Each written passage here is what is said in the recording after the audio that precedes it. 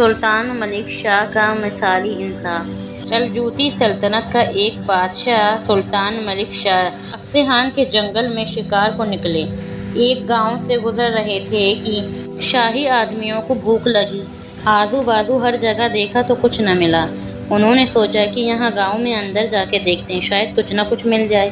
اندر گاؤں میں جا کے دیکھا تو ایک غریب بڑھیا کی جھوپڑی تھی اور اس جھوپڑی کے باہر ایک اس کی گائے بندھی تھی، جس کے دودھ سے بڑھیا کے 3 بچے پلتے تھے۔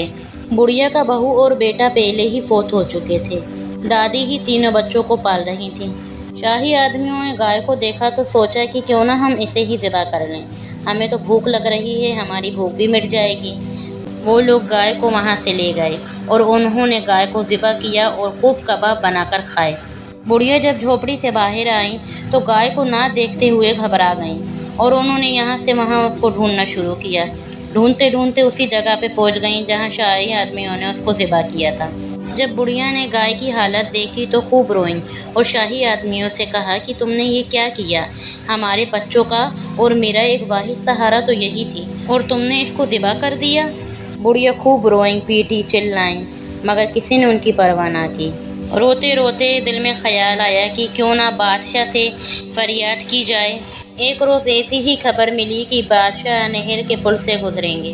بڑھیا نے دل میں سوچا کہ میں وہاں جا کر کھڑی ہو جاتی ہوں، بادشاہ جیسی وہاں سے گزریں گے تو میں ان کو پورا واقعہ بتا دوں گی۔ بڑھیا وہاں جا کر کھڑی ہو گئیں۔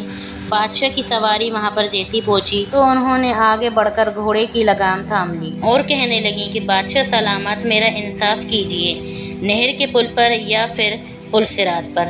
بادشاہ گھوڑے پہ سے اترا اور کہنے لگا، پل صراط کی طاقت تو نہیں، یہی انصاف کروں گا۔ بڑھیا نے سارا ماجرا کہہ سنایا۔ جب بادشاہ نے یہ ماجرا سنا تو بادشاہ کو بہت افسوس ہوا۔ بادشاہ نے جن لوگوں کا قصور تھا ان لوگوں کو سزا دی اور بڑھیا کو ایک گائے کے بدلے میں 70 گائیں عطا فرمائیں۔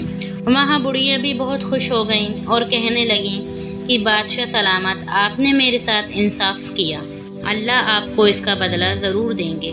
انصاف دلانے والا بادشاہ خدا کی رحمت میں ہوتا ہے۔